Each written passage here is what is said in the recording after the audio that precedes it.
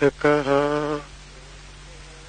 गुरूपायः शरीरं हविः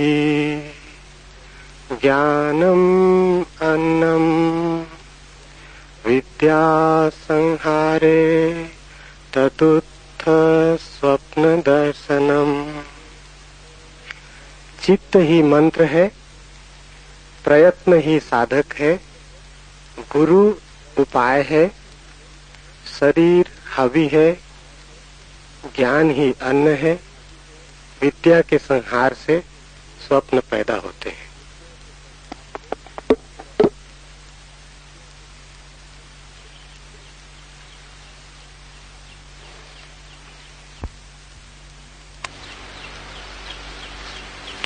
चित्त ही मंत्र है। मंत्र का अर्थ है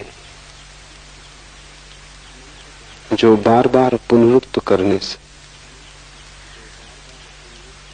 शक्ति को अर्जित करे, जिसकी पुनरुक्ति शक्ति बन जाए। जिस विचार को भी बार बार पुनरुक्त करेंगे वो धीरे धीरे आचरण बन जाएगा। जिस विचार को बार बार दोहराएंगे जीवन में वो प्रकट होना शुरू हो जाए। जो भी आप हैं वो अनंत बार कुछ विचारों के दोहराए जाने का परिणाम है। सम्मोहन पर बड़ी खोजें हुई। आधुनिक मनोविज्ञान ने सम्मोहन के बड़े गहरे तलों को खोजा है। सम्मोहन की प्रक्रिया का गहरा सूत्र एक ही है कि जिस विचार को भी वस्तु में रूपांतरित करना हो उसे जितनी बार हो सके दोहराओ। दोहराने से उसकी लीक बन जाती। लीक बनने से मन का वही मार्ग हो जाता है। जैसे नदी बह जाती है, अगर एक गड्ढा खोदकर राह बना दी जाए नहर बन जाती। वैसे ही अगर मन में एक लीक बन जाए किसी भी विचार की तो वो विचार परिणाम में आना शुरू हो जाता।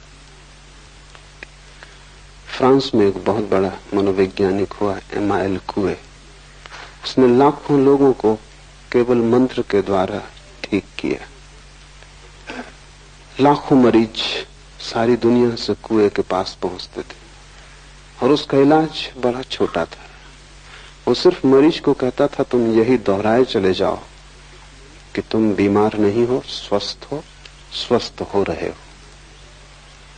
रात सोते समय दोहराओ, सुबह उठते समय दोहराओ, दिन में जब स्मृति आ जाए तब दोहराओ।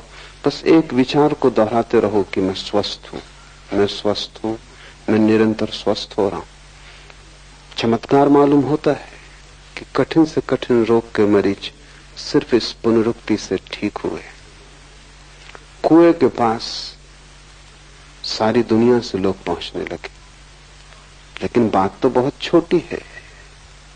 साधारणता भी जब आप ठीक होते हैं बीमारी से तो मनोवैज्ञानिक कहते हैं उसमें दवा का काम तो 10% होता है, 90% तो पुनरुक्ति का काम होता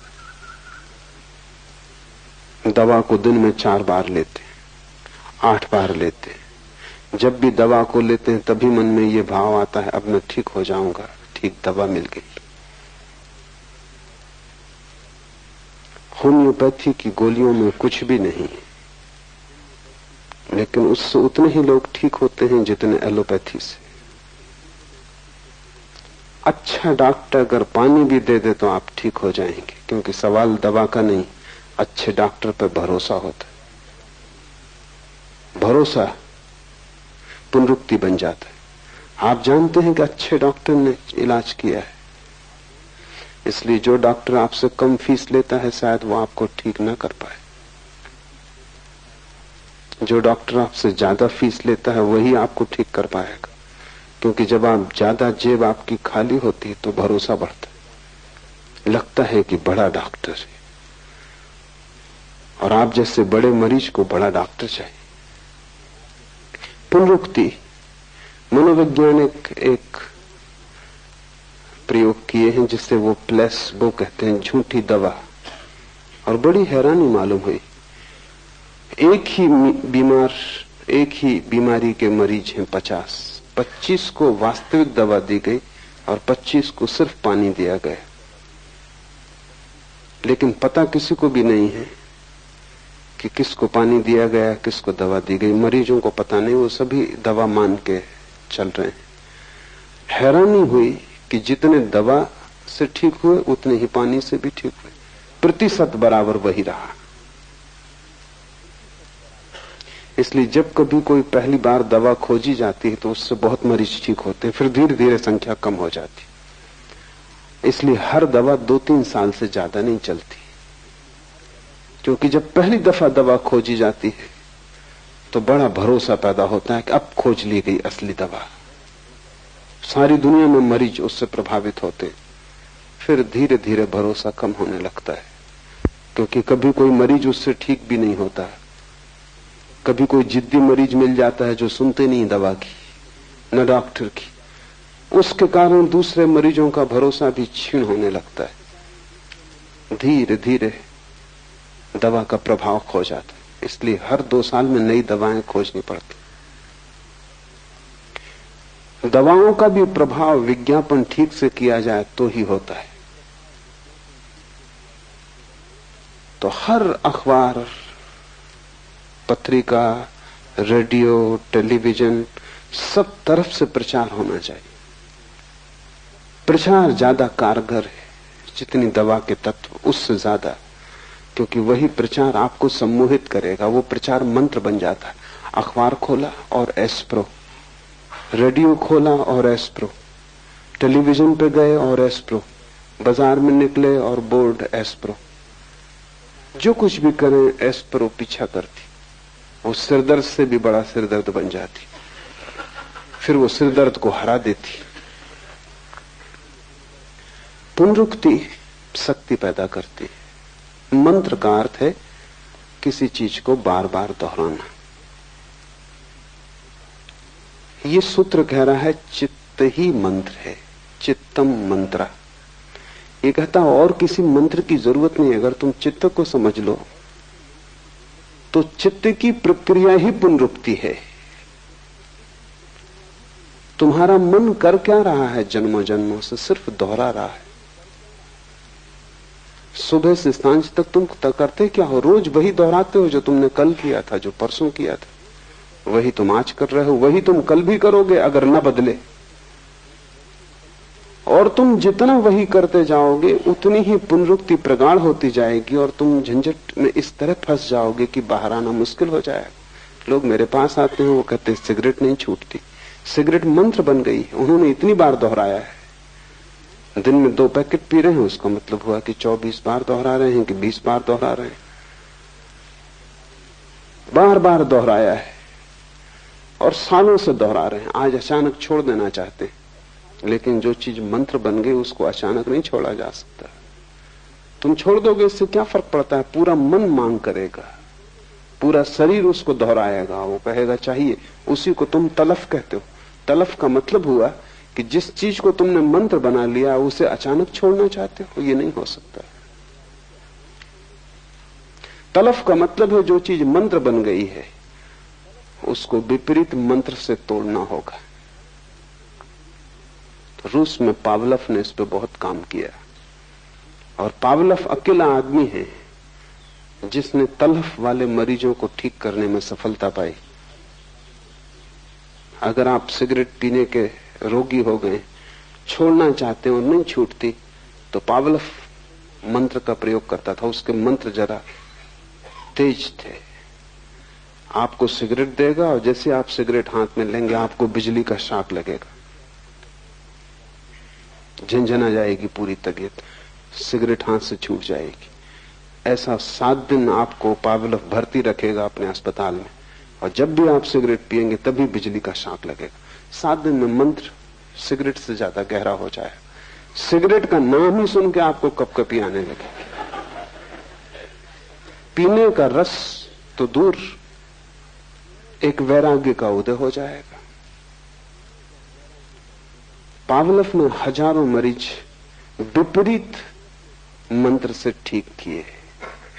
और पावलव कहता है कि जो लोग भी आदतों से ग्रस्त हो गए हैं, जब तक उनको विपरीत आदतें न दी जाएं जो पहली आदत से ज्यादा मजबूत हो, तब तक कोई छुटकारा नहीं। तुम्हारा जीवन जैसा भी है तुम्हारे मन का ही परिणाम है, और तुम दोहराए चले जाते हो। तुम क्रोध से बाहर भी होना चाहते हो, लेकिन तुम रोज क्रोध को दोहराए चले जाते हो। जितना दोहराते हो उतना मजबूत हो रहा है। कितनी बार तुम कस्में खाते हो कि अब नहीं करूंगा, और कस्में टूट जाती हैं, और क्रोध फिर करते हो, उपद्रव और भी बढ़ गया। इससे तो बेहतर था कसम तुमने न खाई होती, क्योंकि अब ये दोहरा मंत्र हो गया। अब तुम जानते हो कि क्रोध कसम से ज्यादा बड़ा है और ज्यादा ताकतवर है। कस्मों का कोई मूल्य नहीं है। तुम कितना ही व्रत लो, तुम्हारे व्रत दो कौड़ी के हैं, क्रोध ज्यादा सबल है। ये भी सम्मोहन बैठ गया। अब तुम जब कसम भी लोगे, व्रत भी लोगे, तब भी तुम जानते हो भीतर कि ये सधने वाली नहीं है। तुम भीतर दोहरा रहे हो उस समय भी कि ये होगा नहीं, मैं ले तो रहा हूं लेकिन ये होगा नहीं। भूल के भी व्रत मत लेना अगर उसे पूरा न कर सको। उससे तो बेहतर है कि तुम अपनी एक ही आदत से भरे रहना। व्रत लेके और तोड़ना बहुत महंगा धंधा है, क्योंकि तोड़ने की भी आदत बन रही है। फिर तुम जीवन में कभी भी व्रत न ले पाओगे। तथाकथित धार्मिक गुरुओं ने तुम्हें बहुत अधार्मिक बनाया है, क्योंकि वो सस्ते में व्रत दे देते। तुम मंदिर गए, तुम साधु के पास गए, मुनि के पास गए, और वो कहता है कोई व्रत लो। उसके प्रभाव में, मंदिर की शांति में, और फिर अहंकार में कि जब साधु कह रहा है तो ये कहना कि मैं कोई भी व्रत न ले सकूंगा बड़ी दीनता मालूम पड़ती। तो तुम कहते हो आज से सिगरेट छोड़ देंगे। मेरे एक मित्र है, उनका दिमाग जरा खराब है लेकिन आपसे बेहतर। वो एक मुनि के पास गए, जैन है, और मुनि ने कहा कि कोई व्रत लो। उन्होंने कहा अच्छी बात है, ले लिया। मुनि ने कहा क्या लिया? उन्होंने कहा आज से बीड़ी पिया करेंगे। दिमाग उनका खराब है, लेकिन व्रत का उन्होंने पालन किया है। वो तब तक बीड़ी पीते नहीं थे। और मैं आपको कहता हूं कि वो ज्यादा फायदे में रहे बजाय उस आदमी के जिसने नियम लिया कि मैं बीड़ी नहीं पीऊंगा और फिर बीड़ी पीनी शुरू कर दी। उसका व्रत भी टूट गया, उसकी आत्मग्लानि बढ़ गई। कम से कम वो सफल तो हुए। दिमाग उनका खराब हो, आपसे बेहतर। कम से कम इतना तो है कि व्रत पूरा किया है। इससे जब भी व्रत टूटता है तो आत्मग्लानि पैदा होती, अपराध पैदा होता है। और जितनी आत्मग्लानि पैदा होती, अपराध पैदा होता, उतना तुम दीन होते जाते हो। और आत्मा तो उसको मिलेगी जो सम्राट है, जो दीन नहीं। तुम आत्मा से दूर हटते जाते हो।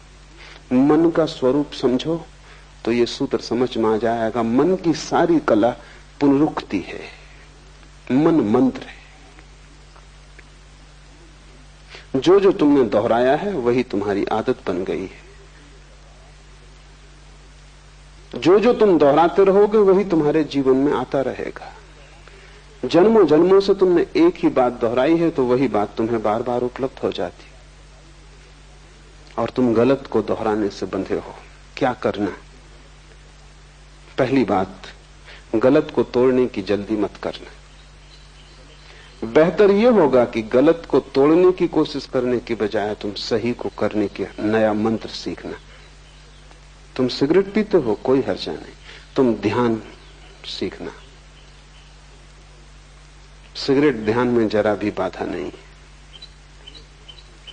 तुम ध्यान सीखना, तुम ध्यान के मंत्र को सघन करना। जिस दिन ध्यान के मंत्र में तुम सफल हो जाओगे उस दिन तुम्हें आत्मगौरव उपलब्ध होगा। उस आत्मगौरव और ध्यान की सफलता में सिगरेट को छोड़ना आसान हो जाएगा, क्योंकि तुमने एक विधायक मंत्र पूरा कर लिया। नकारात्मक मत बनना, अन्यथा तुम मुश्किल में पड़ोगे। पश्चाताप, पाप, पीड़ा और उदासी पकड़ लेगी। तुम्हारे साधु मंदिरों में बैठे हैं, सब उदास है। उनके जीवन में कोई हंसी नहीं है, कोई खुशी नहीं है, कोई प्रसन्नता, उत्फुल्लता नहीं है, क्योंकि उन्होंने नकारात्मक मंत्रों का उपयोग किया। नेगेटिव उनकी खोज है। क्या क्या गलत है वो उन्होंने छोड़ा।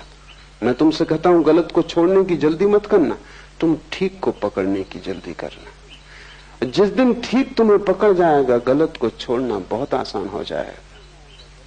तुम बीमारी से मत लड़ना, तुम स्वास्थ्य को पाने की कोशिश करना। वही कुएं अपने मरीजों को कह रहा है, वो कह रहा है कि मैं स्वस्थ हो रहा हूं, तुम यही भाव दोहराओ। उल्टा विपरीत भी तुम कर सकते हो। तुम्हारे सिर में दर्द है, तुम ये भी कह सकते हो कि नहीं मुझे सिर दर्द नहीं, लेकिन जितनी बार तुम ये कहोगे उतने बाहरी सिर दर्द शब्द को भी तुम दोहरा रहे हो। और जितनी बार तुम कहोगे कि सिर दर्द नहीं है, अगर सिर दर्द है तो तुम्हारे कहने से क्या होगा, भीतर तो तुम जानते हो तुम्हारा कहना झूठ है। ऊपर तुम कितना ही कहो कि सिर दर्द नहीं, लेकिन सिर दर्द हो रहा है, भीतर तो तुम यही कहोगे कि हो रहा है। ये कुएं कहता है तो दोहरा रहे हैं, लेकिन सिर दर्द हो रहा है। कुएं के कहने से तुम्हारा सिर दर्द नहीं मिटेगा, तुम्हारा सिर दर्द तो तुम्हारी भीतरी प्रक्रिया से ही मिटेगा। नकारात्मक शब्द पकड़ना ही मत। इसलिए मैं कहता हूं संसार को छोड़ने की कोशिश मत करना, परमात्मा को पाने की कोशिश करना। इसलिए मैं कहता हूं त्याग की दिशा में मत जाना, परम भोग की खोज करना।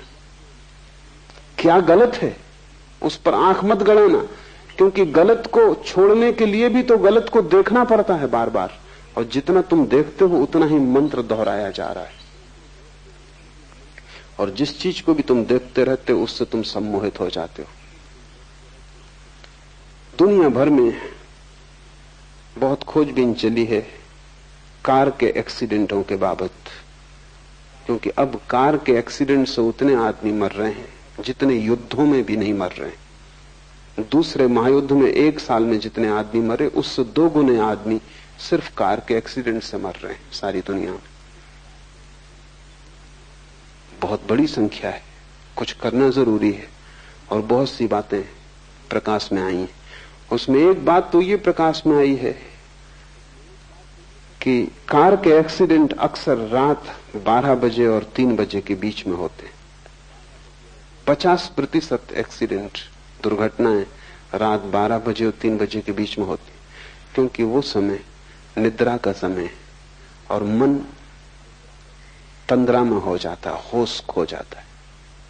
उस होश सम्मोहन बिल्कुल आसान है और ड्राइवर सम्मोहित हो जाता है, क्योंकि कार की पुनरुक्त होती आवाज, वही आवाज बार बार दोहर रही।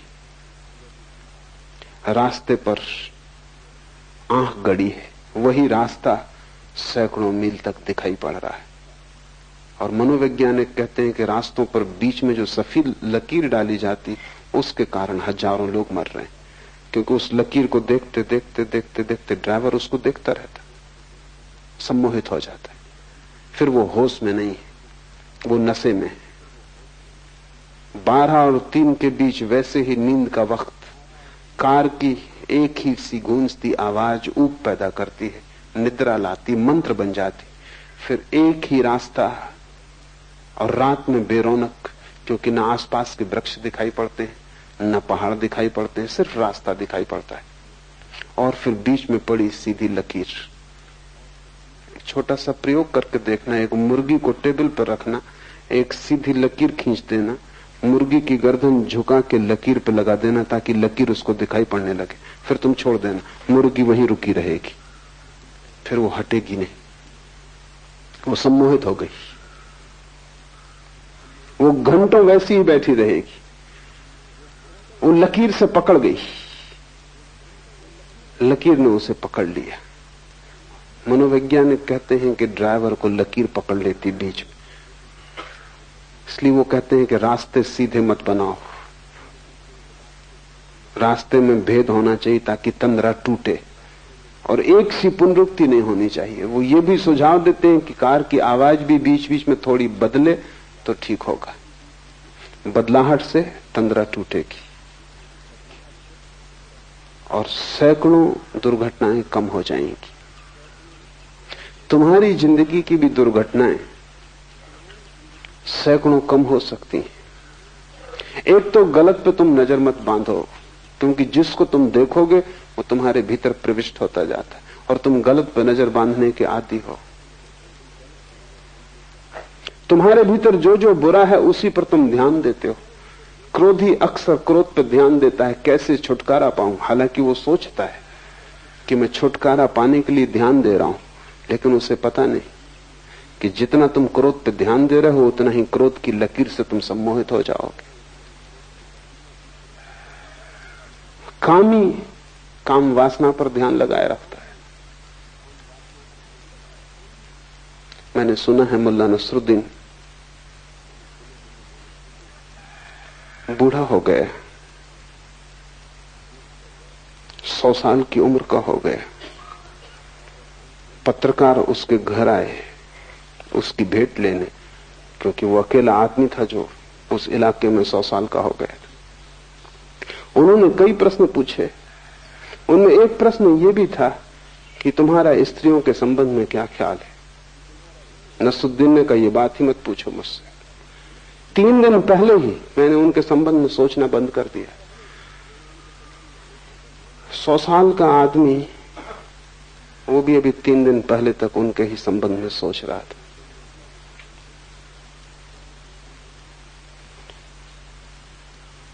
स्त्री पकड़े रहेगी क्योंकि तुम उससे छूटना चाहते हो। वो तुम्हारा नकारात्मक मंत्र बन गया।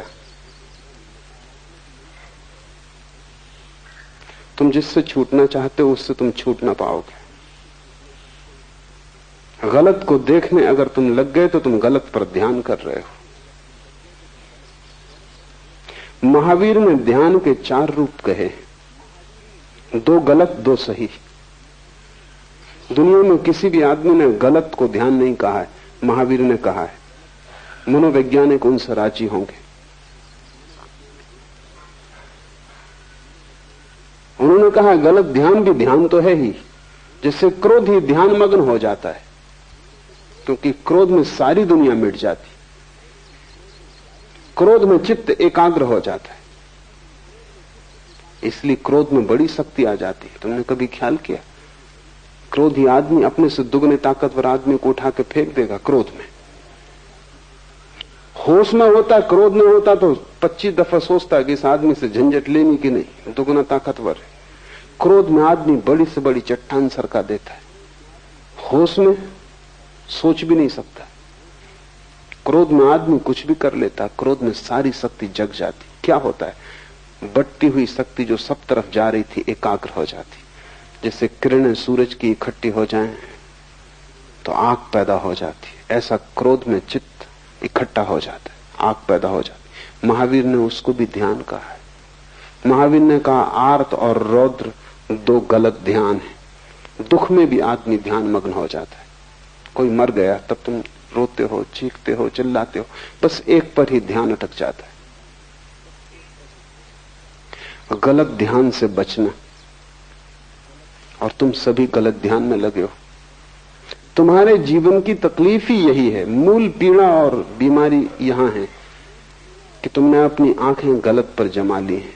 क्या क्या गलत है उसे छोड़ना, और तुम सोच रहे हो कि छोड़ने के लिए ही तुम ये कर रहे हो। इस ध्यान के कारण ही तुम नहीं छोड़ पा रहे हो। मैं तुमसे कहता हूं संसार की फिक्र ही छोड़ दो, तुम परमात्मा पर ध्यान लगाओ।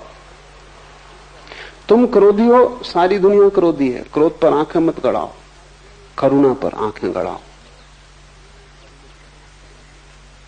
तुम जो सही है उसको ध्यान में लाओ, और जैसे जैसे सही में शक्ति बढ़ेगी गलत से शक्ति विसर्जित हो जाएगी, क्योंकि शक्ति तो एक ही है, तुम सब तरफ नहीं लगा सकते। अगर तुमने शांत होने की चेष्टा पर ध्यान लगा दिया तो जब तुम अशांत होना चाहोगे तब तुम पाओगे कि शक्ति तुम्हारे पास है नहीं, वो शांति की तरफ बह गई। और जिसने शांति का स्वाद ले लिया वो अशांत होना क्यों चाहेगा। अशांत तो वही होता है जिसने शांति का स्वाद नहीं लिया। जिसने परमात्मा का रस नहीं लिया वही संसार में अलिप्त डूबता है, लिप्त होता है। इसे बहुत ठीक से ख्याल में ले लो। नकार से बचना, नहीं से बचना, बुरे को छोड़ने की फिक्र मत करना, क्योंकि छोड़ने में ही तुम सम्मोहित हो जाओगे और बुरे को तुम कभी भी न छोड़ पाओगे। जिसको भी हम छोड़ना चाहते हैं उसमें एक पकड़ आ जाती है। मैंने सुना है एक आदमी एक होटल में मेहमान हुआ। मैनेजर ने कहा, हम दे ना सकेंगे कमरा, कमरा तो खाली है, लेकिन उसके नीचे एक आदमी ठहरे हुए, वो बहुत उपद्रवी है। जरा सी भी आवाज ऊपर हो गई तो वो बखेड़ा खड़ा कर देंगे। उनकी वजह से उनके ऊपर का कमरा हमने खाली ही छोड़ दिया है। उस आदमी ने कहा कि चिंता आप ना करें, मैं तो बाजार में दिन भर उलझा रहूंगा, रात कोई 11-12 बजे लौट के सो जाऊंगा और 3 बजे की मुझे गाड़ी पकड़ लेनी है। 3 घंटे मुश्किल से मैं इस कमरे में रहूंगा, कोई कारण नहीं है मेरे द्वारा उपद्रव होने का, फिर मैं ध्यान भी रखूंगा, आपने बता दिया तो ठीक किया। वो आदमी 12 बजे थका मांदा बाजार से काम करके लौटा, बिस्तर पर बैठा, एक जूता छोड़ के उसने पटका, फर्श पे गिरा तो उसे ख्याल आया कि कहीं उस आदमी की नींद न टूट जाए, तो उसने दूसरा चुपचाप रख के वो सो गया। कोई 15 मिनट बाद नीचे के आदमी ने आके दस्तक दी, दरवाजा खोला तो वो आदमी क्रोध से कप रहा था। ये घबरा गया कि रात अंधेरा, अब क्या? उसने कहा, क्या भूल हो गई? मैं तो सो चुका था। उस आदमी ने कहा, भूल? दूसरे जूते का क्या हुआ?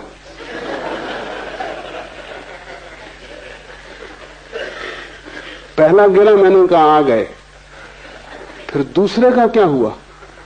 मैं सो ही नहीं पा रहा हूं, वो दूसरा जूता सिर पर लटका हुआ है, तो पूछ लूं, पता चल जाए, निश्चिंतता हो। सबने दूसरा जूता लटका लिया, वो नकार का है, वो तुम ये छोड़ना है, ये छोड़ना है, ये बुरा है, और इतनी बुराइयां हैं कि जीवन छोटा मालूम पड़ता है, तुम छोड़ ना पाओगे। रत जगह जगह बुराई है, कोने कोने में बुराई है, सारा जीवन बुराई से भरा है, और तुम्हारे साधु संत तुम्हें सिर्फ अपराध से भरते हैं, क्योंकि वे तुमसे कहते हैं ये गलत, ये गलत, ये गलत। उनसे सही की तो तुम खबर ही ना पाओगे, क्योंकि वे कहते हैं जब तक गलत न छूटेगा तब तक सही तुम्हें मिलेगा भी कैसे। और उनकी बात तर्कयुक्त मालूम पड़ती। वो ये कह रहे हैं कि जब तक अंधेरा न जाएगा तब तक प्रकाश जलेगा कैसे। और मैं तुमसे कहता हूं कि अगर तुमने उनकी बात सुन ली तो कितनी ही तर्कयुक्त मालूम होती, तुम भटक जाओगे जन्मों जन्मों तक। उन्हीं की बात से तुम भटके हुए हो। तुम्हें शैतानों ने नहीं भटकाया है, तुम्हारे तथाकथित संतों ने भटकाया है। क्योंकि बात तर्कयुक्त लगती, जब तक गलत ना छूटेगा ठीक कैसे मिलेगा। लेकिन कभी तुमने कोशिश की है अंधेरे को हटाने की? पहले अंधेरा हट जाए फिर दिया जलाओगे तो फिर तुम कभी ना जला पाओगे। मैं तुमसे कहता हूं तुम दिया जलाना, अंधेरे की तुम बात ही मत करो, क्योंकि दिया जलते ही अंधेरा हट जाता है। तुम प्रकाश लाओ, अंधेरे पर ध्यान मत करो। दुनिया में कोई अंधेरे को कभी नहीं हटा पाया। बुराई कभी नहीं हटाई जा सकती, भलाई लाई जा सकती। संसार कभी नहीं छोड़ा जा सकता, आत्मा पाई जा सकती, और आत्मा के पाते ही संसार छूट जाता है। हम उसे पकड़े ही इसलिए हैं कि उससे बेहतर हमें दिखाई नहीं पड़ता, और जब तक बेहतर न दिखाई पड़ जाए तुम उसे छोड़ोगे भी कैसे। तुम छोड़ना भी चाहोगे तो भी तुम छोड़ ना पाओगे। तुम लड़ोगे, परेशान होोगे, तुम अपने को थका लोगे, मिटा लोगे, लेकिन कहीं पहुंचोगे नहीं। तुम्हारी जिंदगी एक व्यर्थ की दौड़ धूप हो जाएगी। फिर तुम उतर आओगे शरीर में, फिर वही चक्र शुरू हो जाएगा। इससे जो बच गया बुराई पर ध्यान देने से, वो भलाई को उपलब्ध हो जाता है। चित्त मंत्र है, चाहे बुराई के लिए उपयोग कर लो चाहे भलाई के लिए, पुनरुक्ति शक्ति बन जाती। तुमसे क्रोध होता है, स्वीकार कर लो। कितनी बार क्रोध होता है, तुम क्रोध का पश्चाताप भी मत करो, तुम क्रोध से लड़ो भी मत। जितनी बार क्रोध हो उतनी बार करुणा के कृत्य भी करो। जितनी बार लोगों को तुमसे हानि पहुंचती हो उतनी बार लोगों को तुम लाभ भी पहुंचाओ। तुम जरा लोगों को लाभ पहुंचाने का रस भी लो।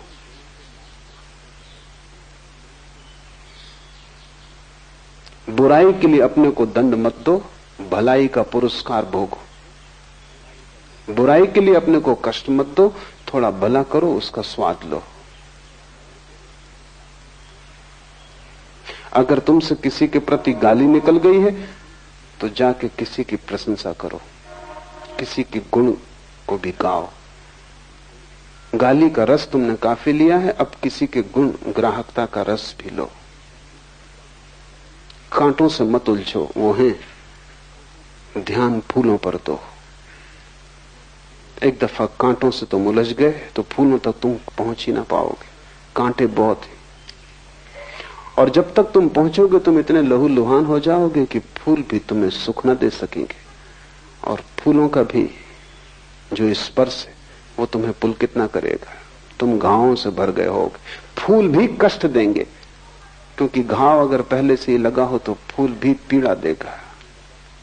कांटों पर ध्यान मत दो, ध्यान फूल पर दो।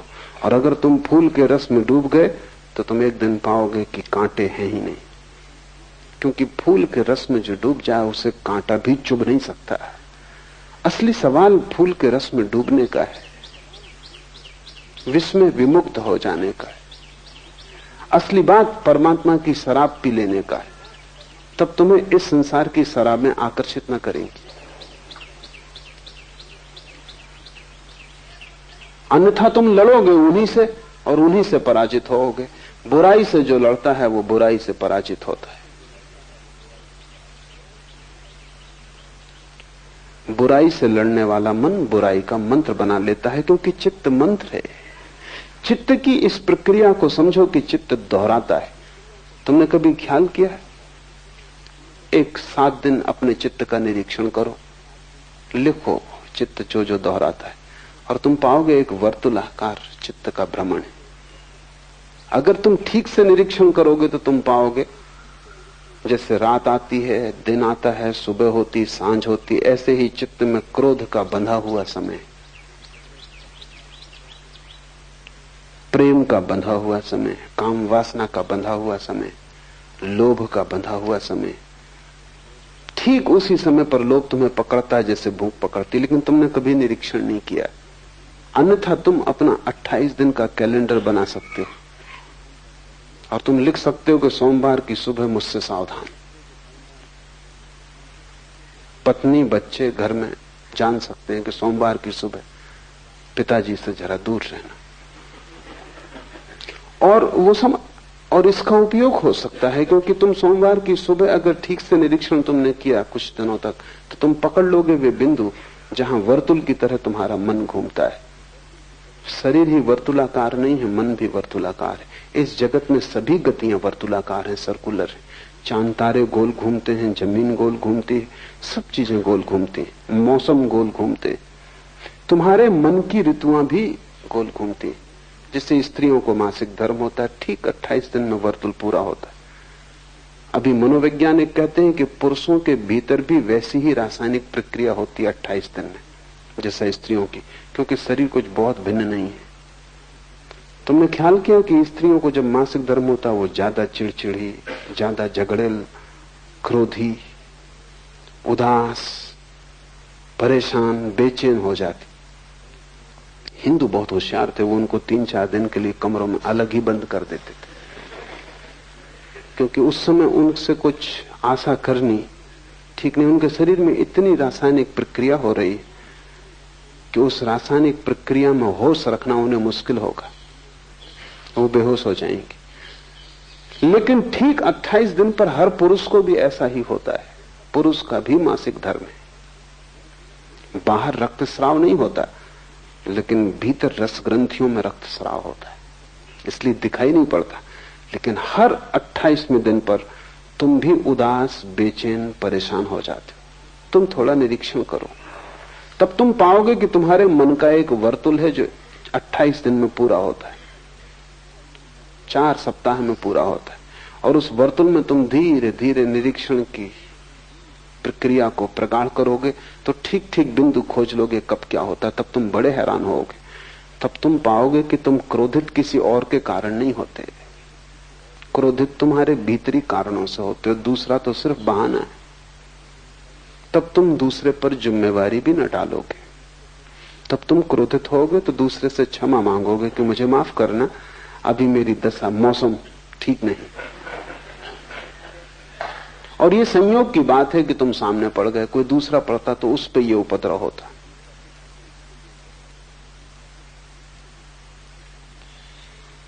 आत्मनिरीक्षण से तुम इस बात को सहज ही समझ लोगे कि मन एक वर्तुल में घूम रहा है, वो एक मंत्र है। और अगर तुम इसे न समझे तो तुम उस वर्तुल में भटकते ही रहोगे। इसलिए हिंदुओं ने संसार को चक्र कहा है कि वो घूमता है और तुम वही वही कर रहे हो बार बार। और तुम ये भी मत सोचना कि तुम कुछ नया कर रहे हो, सभी लोग वही कर रहे हैं। जब पहली दफा तुम प्रेम में पड़ते हो तो तुम सोचते हो संसार में शायद ऐसा अनूठा घटना कभी घटी नहीं,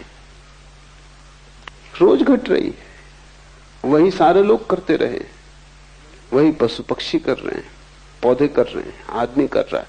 कुछ प्रेम तुम्हें घट गया है ऐसा नहीं, सभी को वैसा ही घटा है। क्रोध भी सभी को वैसा ही घटा है। इस वर्तुल के बाहर सिर्फ एक चीज है, वो ध्यान है, जो अपने आप नहीं घटती। बाकी सब अपने आप घटेगा, तुम्हें कुछ करने की जरूरत नहीं। तुम चक्के पे बैठे भर रहो, चक्का अपने आप घूम रहा है, तुम उसमें बंधे हुए घूमते रहोगे। सिर्फ एक घटना है जो इस वर्तुल के बाहर है कि तुम छलांग लगा के चक्र के बाहर निकल जाओ, वो ध्यान है। वो अपने आप नहीं घटता है, वो कभी किसी बुद्ध को घटता है।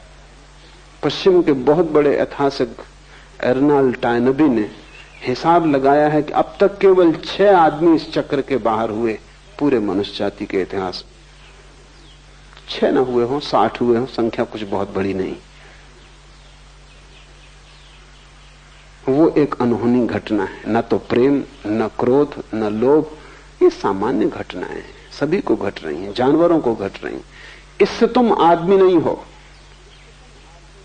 तुम्हारे जीवन में आदमी होने का सूत्र तो उसी दिन घटेगा जिस दिन तुम इस चित्त के मंत्र के बाहर हो जाओ, चित्त के वर्तुलाकार भ्रमण के बाहर हो जाओ।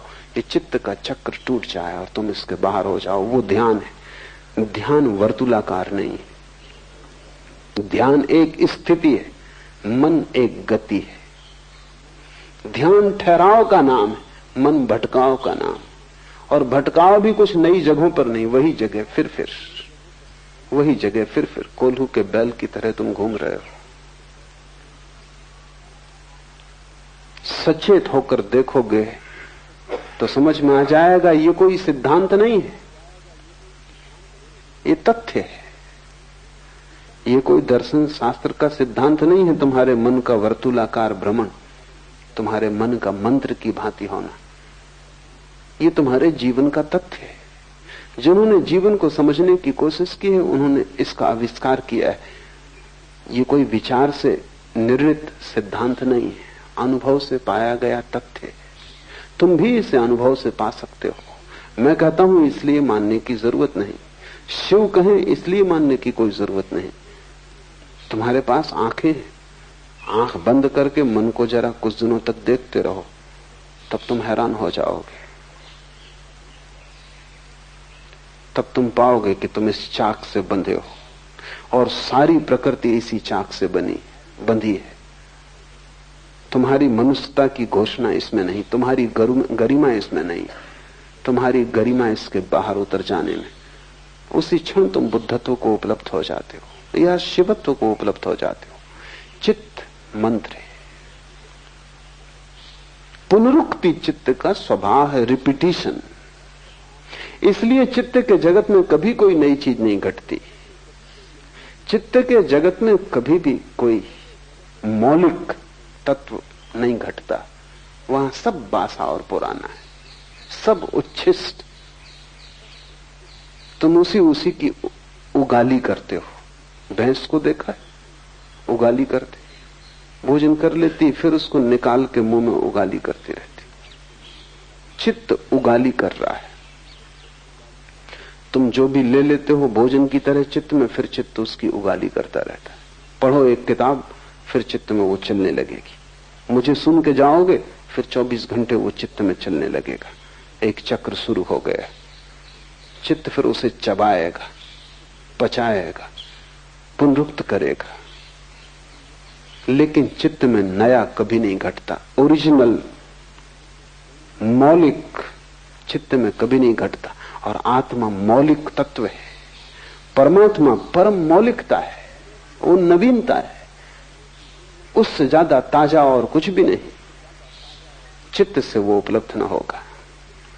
चित्त के मंत्र को तोड़ना पड़ेगा। ये सूत्र ठीक से समझना।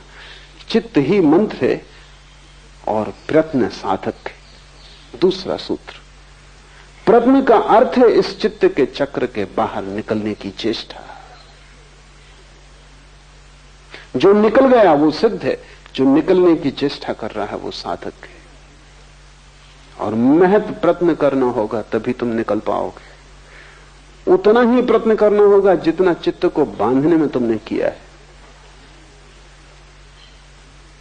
लेकिन बड़ी कठिनाई यह है कि उसी चित्त से तुम देखते हो, इसलिए तुम जो देखते हो चित्त उसे अपने ही रंग में रंग देता है। ये बड़ी कठिनाई। मैं तुमसे बोल रहा हूं, तुम सुन रहे हो लेकिन तुम नहीं सुन रहे। तुम्हारा चित्त बीच में खड़ा है। मैं जो भी कहूंगा चित्त अपना रंग उस पर फेंकेगा और उसको अपने अनुकूल बदल लेगा। उसका अर्थ बदल जाएगा। मुल्ला नसरुद्दीन शराब पिए एक बस में सवार हुआ। एक बूढ़ी औरत जिसके बाल सब सफेद हो गए, उसे बड़ी दया आई। मुल्ला अभी जवान था,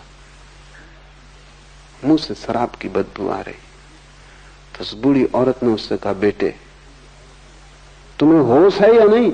तुम सीधी नरक की यात्रा पे जा रहे हो। मुल्ला उछक के खड़ा हो गया। उसने कहा, रोको भाई, मैं गलत बस में सवार हो गए।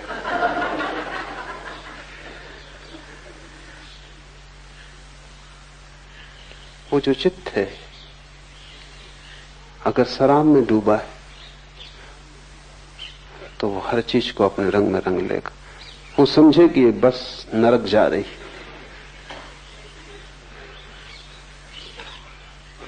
तुम्हारा चित्त 24 घंटे यही कर रहा है।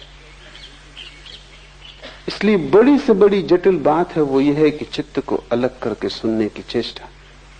वही श्रावक, वही सम्यक श्रवण कि चित्त को तुम हटा दो और सीधा सुनो। प्रयत्न साधक है। चेष्टा करनी पड़ेगी, महत चेष्टा करनी पड़ेगी। आलस्य में पड़े रहने से तुम बाहर न हो पाओगे इस वर्तुल के। कैसे कोई पड़ा पड़ा वर्तुल के बाहर हो पाएगा? पड़ा पड़ा तो वर्तुल घूमता ही रहेगा, चक्र घूमता ही रहेगा। और डर के कारण कि कहीं तुम गिर न जाओ, तुम उसे जोर से पकड़े रहोगे। अगर तुमने कभी जंगल में बहेलियों को देखा है, तोतों को पकड़ते, तो बहेलिये बड़ी सीधी तरकीब का उपयोग करते। वही तरकीब तुम्हारा चित्त तुम्हारे लिए कर रहा है। वो रस्सी बांध देते, तोते उस पर आके बैठते हैं, वजन के कारण उल्टे होकर लटक जाते। रस्सी पे बैठा नहीं जा सकता। तोता रस्सी पे आके बैठता है, वजन के कारण उल्टा हो जाता, उल्टा लटक के घबरा जाता है। घबरा के रस्सी को जोर से पकड़ लेता है कि कहीं गिर ना जाऊं। अब मुश्किल में पड़ा। अगर छोड़े रस्सी को तो डर लगता है कि गिर पड़ूंगा। कुछ पकड़ने की जरूरत नहीं, वो अपने आप पकड़े गए। वो बहेली आके उनको पकड़ के ले जाएगा। ये तोता भूल ही गया कि मेरे पास पंख हैं, गिरने का कोई कारण नहीं, कोई भय नहीं। लेकिन एक दफा रस्सी में उल्टे लटक के तुमको भी यही भय हो जाता है कि चक्के से अगर उतरे क्या होगा, खो जाएंगे, भटक जाएंगे। हेमिंगवे के एक पात्र ने एक उपन्यास में कहा है कि दुख मुझे स्वीकार है खालीपन की बजाय। I will choose suffering than nothingness. ना कुछ मैं ना चुनूंगा, इससे तो दुख चुन लेना बेहतर है। खाली होना तुम पसंद ना करोगे, नरक भी ठीक है, कम से कम भरे तो हो। वो तोता लटका है, डर रहा है कि कहीं सब न खो जाए। शक उसे भी हो रहा है कि फंस गए, लेकिन फंसा होना ठीक है, कम से कम गिरने से।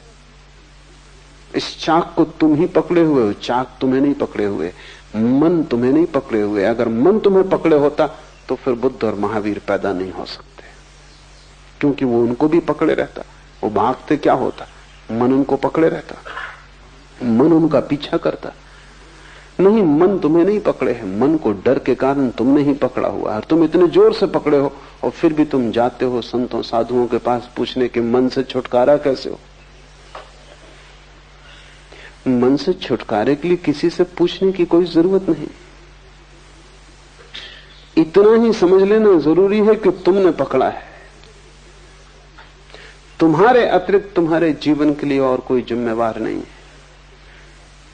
पर पकड़ना अब सुविधापूर्ण हो गया है, क्योंकि तुम सदा से पकड़े हो, उसकी आदत हो गई, उसमें कुछ श्रम नहीं लगता। छोड़ने में श्रम लगेगा। अगर तुमने मुट्ठी जन्मों जन्मों से बांध रखी है तो खोलना मुश्किल होगा।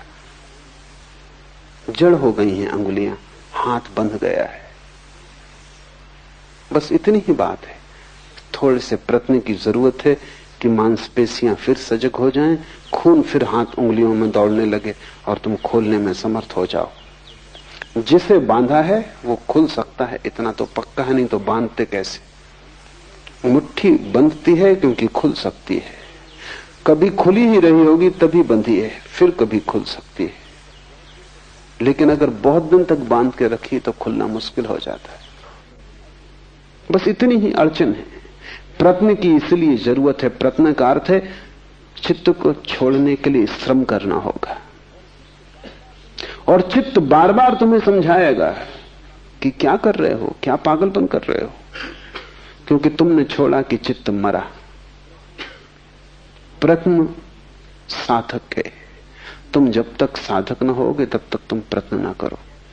प्रयत्न तुम थोड़ा बहुत करते भी हो, लेकिन वो हमेशा आधा आधा है। और आधे मन से किए गए प्रयत्न का कोई अर्थ नहीं।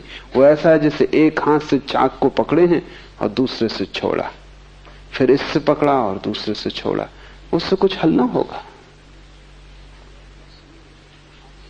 नहीं, आधे आधे से कोई प्रयोजन नहीं। एक व्यापारी अपनी पत्नी को सांझ कहा कि एक बड़ा ग्राहक आ रहा है, लाखों रुपए का सौदा होना है, तो मैं जाता हूं। ताजमहल में भोजन पर निमंत्रण दिया है। वो गया, रात आधी रात पिए खाए पिए लौटा।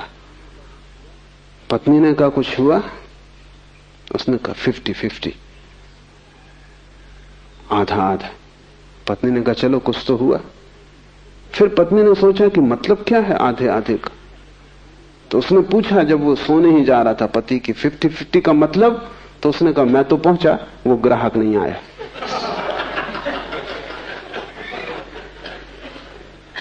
तुम जब भी आधे आधे हो बस ऐसा ही है,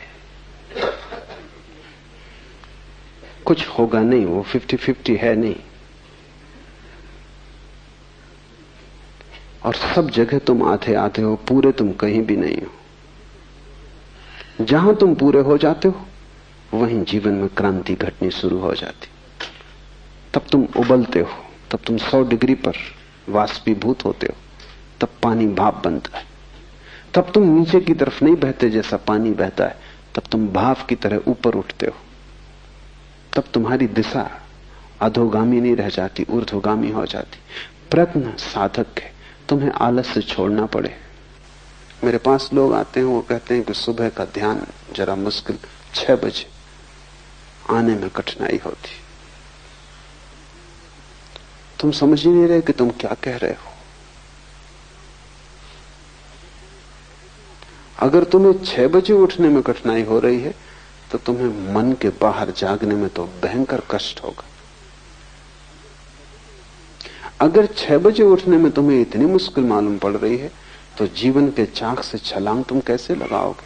ये छोटी सी आदत कि तुम 6 बजे नहीं उठते रहे हो, बस 2-4 दिन आलस्य पकड़ेगा, पर आलस्य को तुम जीतने देते हो और आलस्य की कीमत पर ध्यान को खोने को तुम तैयार हो, तो ध्यान का तुम्हारे मन में कोई मूल्य ही नहीं है।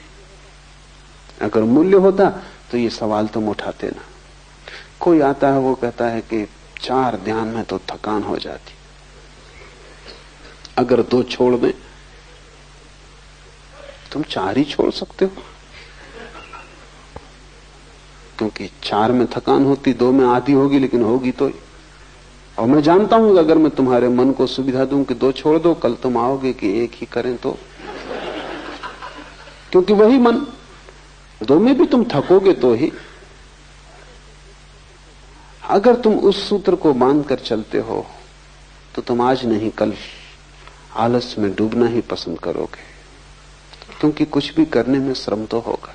ध्यान रहे, जीवन श्रम है, मृत्यु विश्राम है।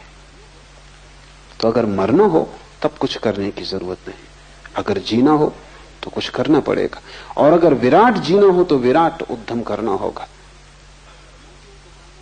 अगर परमात्मा को पाना हो तो ऐसा छोटा छोटा प्रयास काम नहीं करेगा, तुम्हारा पूरा जीवन ही प्रयास बन जाए।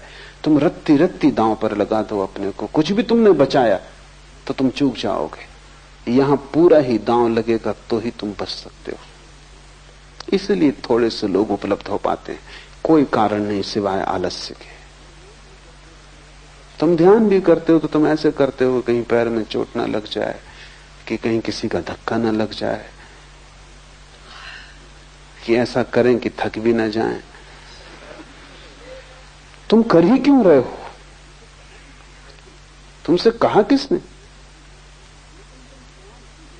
लेकिन तुम साफ भी नहीं हो, तुम ऐसे धुंधलके में जीते हो जहां सब अंधेरा अंधेरा है। तुम्हें यह भी पक्का नहीं कि तुम यहां आ कैसे गए, कैसे चले आए। तुम, कोई आ रहा था, तुम साथ आ गए, कि सोचा चलो देखें, कि चलो देखें दूसरे क्या कर रहे हैं। तुम ऐसे ही धक्के खा रहे हो, और ऐसा अनंत जन्मों से चल रहा है,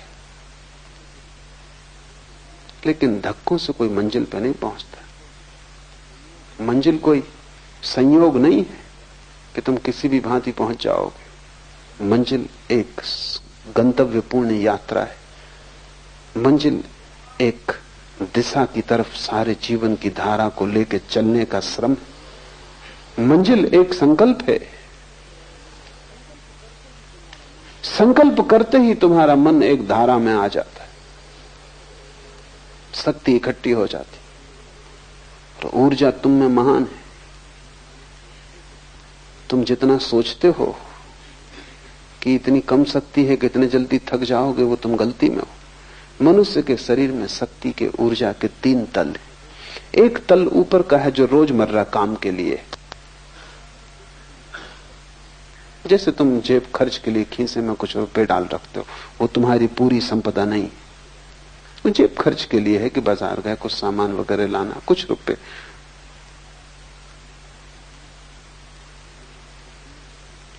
मुल्ला नसरुद्दीन एक दफा गांव से गुजर रहा था, बाहर अंधेरा था, 4 आदमियों ने पकड़ कर उस पर हमला कर दिया।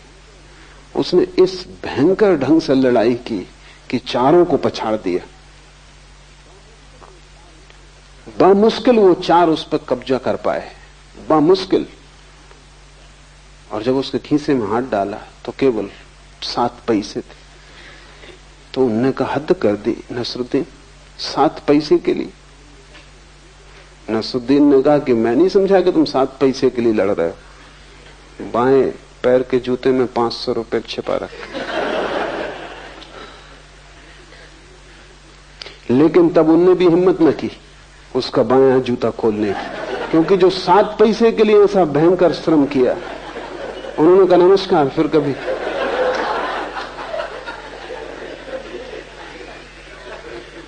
वो जो तुम्हारी रोजमर्रा की ऊर्जा है वो 7 पैसे से ज्यादा नहीं है। वो रोज काम के लिए है, उठना बैठना, भोजन करना, पचाना, सोना, कामधाम, ऊपर का अंग है, खीसे में पड़े हुए पैसे।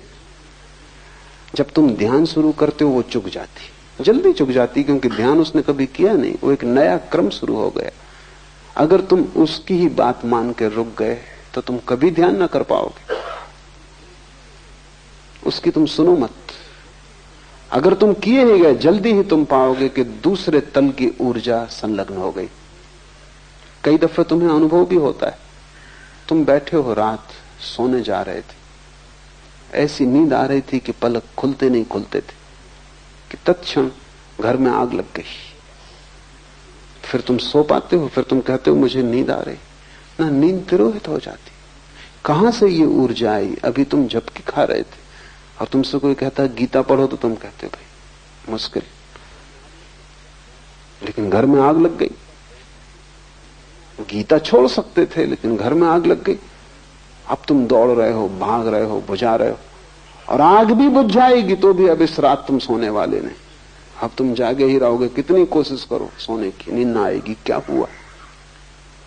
दूसरा तल जो रोजमर्रा शक्ति का नहीं है, संरक्षित तल टूट गया। उसके टूट जाने के कारण तुम इतनी ऊर्जा से भर गए हो कि सब नींद खो गई। अगर तुमने ध्यान का प्रयोग जारी रखा, तुम थके ना, जल्दी ही दूसरी ऊर्जा उपलब्ध होगी। उसके उपलब्ध होते ही तुम पाओगे कि कितना ही ध्यान करो थकने वाला नहीं है, कुछ भीतर खर्च होने वाला नहीं। ये भी दूसरा तल है। एक तीसरा तल है, ये दूसरा तुम्हारा खजाना है। ये भी चुक सकता है, इतनी आसानी से नहीं जितनी आसानी से पहला तल चुकता है। ये भी एक दिन चुकेगा। महत उपाय तुम करते रहोगे ध्यान के तो एक दिन ये भी चुकेगा, और तब तीसरा तल टूटता है। वो तल तुम्हारा नहीं, वो परमात्मा का है, वो कभी भी नहीं चुकता। लेकिन अगर तुमने आलस्य किया तो तुम दूसरे तल पे ही नहीं पहुंचोगे, तीसरे पर पहुंचने का तो कोई सवाल नहीं। परमात्मा परम ऊर्जा है, तुम्हारे भीतर ही छुपा है। पहला तल तुम्हारे मन का, दूसरा तल तुम्हारी आत्मा का, तीसरा तल परमात्मा का। मन को चुकाओ तो आत्मा की ऊर्जा उपलब्ध होगी, आत्मा को भी चुका दो तो परमात्मा की ऊर्जा उपलब्ध होगी, जो शाश्वत, जिसके फिर चुकने का कोई उपाय नहीं। फिर तुम विराट के साथ एक हो गए। इसलिए शिव कहते हैं प्रयत्न साधका। प्रयत्न सतत, गहरा और गहरा प्रयत्न साधक है। उस समय तक प्रयत्न करते जाना है जब तक कि तीसरा तल न टूट जाए, तुम उस परम ऊर्जा को न उपलब्ध हो जाओ। फिर तुम सिद्ध हो, फिर विश्राम किया जा सकता है। उसके पूर्व विश्राम आत्मघात है। तीसरा सूत्र है गुरु उपाय।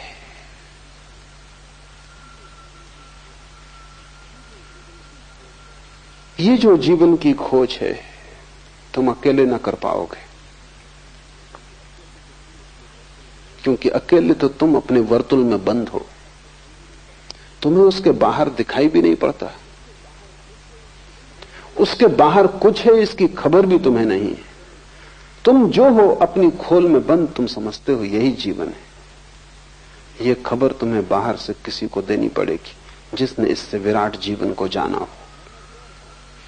तुम अपने घर में कैद हो, तुम्हें पता भी नहीं कि घर के बाहर खुला आकाश, चांद तारे। ये तो कोई जो चांद तारों को देख कर आया हो और तुम्हें घर में दस्तक दे और कहे कि बाहर आओ, कब तक भीतर बैठे रहोगे? पहले तो तुम यही पूछोगे कि बाहर जैसी कोई चीज भी है। यही तो लोग पूछते हैं कि परमात्मा जैसी कोई चीज है, आत्मा जैसी कोई चीज है। और तुम चाहते हो कि सिद्ध कर दे कोई घर के भीतर बैठे हुए कि आकाश है। कैसे सिद्ध करेगा? घर के भीतर बैठे आकाश है, ये कैसे सिद्ध किया जा सकता? तुम्हें चलना पड़ेगा साथ। वो जो कह रहा है कि आकाश है, उसके पीछे तुम्हें 2-4 कदम उठाने पड़ेंगे, क्योंकि आकाश दिखाया जा सकता है, सिद्ध नहीं किया जा सकता। सिद्ध करने का कोई उपाय नहीं। और अगर कोई आकाश को सिद्ध करना चाहेगा घर के छप्पर के भीतर, तो तुम उसको हरा सकते हो, क्योंकि तुम कहोगे कहां की बातें कर रहे हो, छप्पर है, यहां तो कुछ दिखाई नहीं पड़ता, दीवालें हैं, क्या प्रमाण है कि बाहर कुछ है? तुम थोड़ा सा आकाश भीतर लाके मुझे दिखा दो, तो आकाश कोई वस्तु तो नहीं कि भीतर लाई जा सके कि आकाश का काट के एक टुकड़ा हम भीतर ले आए, तुम्हें दिखा दें नमूना, ताकि फिर तुम बाहर जा सको। नहीं, परमात्मा का कोई खंड लाके तुम्हें दिखाया नहीं जा सकता, तुम्हें जाना होगा। इसलिए गुरु उपाय। गुरु का केवल इतना ही अर्थ है जिससे अनुभव हुआ हो, जिसने जाना हो, जो कारागृह से छूट गया हो, वही तुम्हें खबर दे सकता है कि तुम कारागृह में हो, और वही तुम्हें खबर दे सकता है कि छूटने का उपाय है, और वही तुम्हें रास्ता बता सकता है कि आओ मेरे पीछे इस कारागृह में भी द्वार हैं जहां से बाहर निकला जा सकता है। इस कारागृह में भी ऐसे द्वार हैं जहां के संतरी सोए हुए हैं। इस कारागृह में ऐसे भी द्वार हैं जहां के संतरी बड़े सजग हैं। अगर तुमने वहां से निकलने की कोशिश की तो तुम और मुसीबत में पड़ जाओगे। अभी कम से कम कारागृह में तुम मुक्त हो। अगर तुमने वहां से निकलने की कोशिश की जहां संतरी सजग है, जहां मुख्य द्वार है, तो तुम कालकोठरी में डाल दिए जाओगे। तो कारागृह और छोटा हो जाएगा। और ध्यान रहे, नकार से निकलने की कोशिश में तुम कालकोठरी में गिर जाओगे। अगर तुम लड़े बुराई से तो तुम और भी बुराई में फेंक दिए जाओगे। वो मुख्य द्वार है, लेकिन वहां से कोई कभी निकल नहीं सकता। कोई कभी निकला नहीं, क्योंकि मुख्य द्वार पर पहरा देना पड़ता है। मुख्य द्वार पर सब सुरक्षा रखनी पड़ी। लेकिन इस कारागृह में ऐसे द्वार भी हैं जो गुप्त हैं। ऐसे द्वार भी हैं जहां कोई पहरा नहीं, क्योंकि उस तरफ कोई ध्यान ही नहीं देता। कैदी भी ध्यान देता है मुख्य द्वार की तरफ। मैंने सुना है एक कारागृह में फ्रांस में ऐसा हुआ क्रांति के दिनों में कि कारागृह के कैदियों ने बगावत कर दी। कैदी बगावत न करें तो ठीक है। कोई 2000 कैदी थे और कोई 20 संतरी थे। कभी भी छूट सकते थे। 20 संतरी की औकात क्या। बगावत नहीं की थी क्योंकि कैदी कभी इकट्ठे नहीं होते।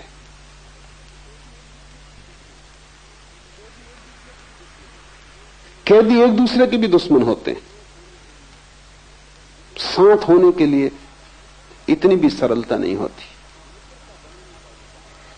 मित्रता बनाने का उपाय नहीं होता। एक दूसरे के शत्रु होते। इसलिए 20 संतरी काफी थे। फिर बगावत कर दी। कैदी इकट्ठे हो गए। उन्होंने बगावत कर दी तो जो प्रधान जेलर था वो घबराया। उसने कहा क्या करें। उसने पहला काम ये किया कि संतरियों से कहा कि मुख्य द्वार की फिक्र छोड़ दो। तुम जाके छोटी खिड़कियों और दरवाजों पर खड़े हो जाओ। संतरियों ने कहा भी कि यह निर्णय बड़ा गलत है।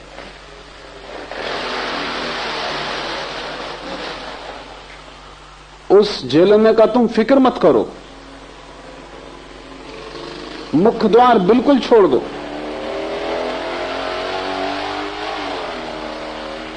मुख्य द्वार खाली छोड़ दिया गया। वहां एक भी संतरी न था।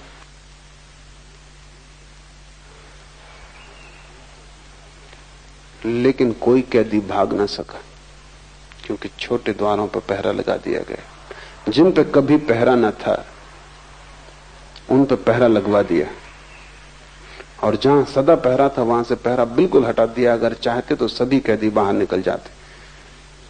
पीछे उस जेलर से उसके संतरियों ने पूछा कि हम समझे नहीं, तरकीब काम कर गई। तो उसने कहा कि बगावत का मतलब है कि कोई बाहर का आदमी भीतर पहुंच गया। इन कैदियों में कोई खुला आदमी बाहर से भीतर पहुंच गया है। कोई आदमी जो जानता है,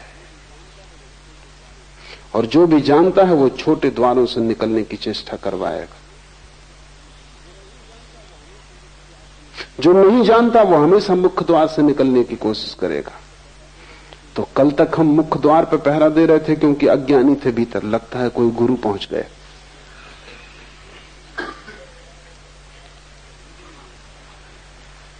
जीवन में बुराई से लड़के निकलने का द्वार मुख्य मालूम होता है। तुम्हारा मन कहता है पहले बुराई को मिटाओ, तभी तो साधुता उपलब्ध होगी। पहले गलत को छोड़ो, तभी तो ठीक के लिए राह बनेगी। पहले संसार को बाहर निकालो, तभी तो परमात्मा का सिंहासन खाली होगा। ये मुख्य द्वार है। गुरु तुम्हें इससे निकलने को न कहेगा, क्योंकि इससे कोई कभी नहीं निकल पाता। वहां पहरा भयंकर है। और जो आदमी वहां से निकलने की कोशिश करता है वो और छोटी कालकोठरियों में डाल दिया जाता है। मेरे देखे तुम्हारे साधु संत तुमसे भी बुरे कारागृहों में बंद है। तुम्हारे पास आंखें नहीं है इसलिए तुम्हें दिखाई नहीं पड़ता। ग्रस्त तो परेशान है ही, तुम्हारे साधु तुमसे भी बुरी तरह परेशान है। तुम्हारे पास कम से कम छोटा आंगन भी है जिसमें तुम थोड़ी स्वतंत्रता अनुभव करते हो। उनका आंगन भी छिन गया है। वो जेल के भीतर है, लेकिन जेल के भीतर जो स्वतंत्रता साधारण कैदी को मिलती है वो भी उनको नहीं है। वो 24 घंटे कालकोठरी में बंद है। मेरे पास साधु सन्यासी आते हैं, उनका मन बिल्कुल ही रुग्ण और विक्षिप्त है। एक जैन मुनि ने मुझे कहा कि 60 साल का हो गया हूं, 40 साल से मुनि हूं, लेकिन निरंतर मन में यह शक बना रहता है कि मैंने कहीं भूल तो नहीं की, कहीं ऐसा तो नहीं है कि साधारण संसारी आनंद भोग रहा है और मैं नाहक कष्ट पा रहा हूं। ये संदेह उठना बुद्धिमान आदमी के लिए स्वाभाविक है। ये आदमी ना समझ नहीं है, ये आदमी समझदार है। ये संदेह उठना स्वाभाविक है, क्योंकि इसको दिखाई पड़ रहा, पाया तो मैंने कुछ भी नहीं। ये 40 साल क्रोध, काम, लोभ इससे ही लड़ने में बीत गए, मिला तो कुछ भी नहीं। और क्रोध मिट गया हो ऐसा भी नहीं, सिर्फ छिप गया है। तो दूसरों से तुम छिपा सकते हो, खुद से कैसे छिपाओगे? खुद तो तुम्हें पता है, दबा के बैठे हो, सज्जन मालूम पड़ते हो, अपराध नहीं करते हो, लेकिन अपराधी भीतर मौजूद है और कभी भी कर सकता है। किसी भी क्षण मौका मिल जाए तो करेगा। एक कारागृह और छोटा हो गया है, थोड़ी बाहर स्वतंत्रता थी घूमने की, वो भी छिन गई है। कालकोठरी है। प्रमुख द्वार से जो निकलने की कोशिश में करेगा वो और भी बंध जाएगा, लेकिन गुप्त द्वार है। पर गुप्त द्वार गुरु बता सकता है। चाबियां हैं जिनसे गुप्त द्वार खुल जाते हैं। जो बाहर जा चुका है वही तुम्हें बाहर ले जा सकता है। शास्त्र तुम्हें साथ दे सकते हैं कि तुम कारागृह में ही पढ़ते रहो, लेकिन तुम्हें बाहर नहीं ले जा सकते, क्योंकि शास्त्रों का अर्थ कौन करेगा? तुम ही करोगे। शास्त्रों को समझेगा कौन? तुम ही समझोगे। तुम अपने हिसाब से समझोगे।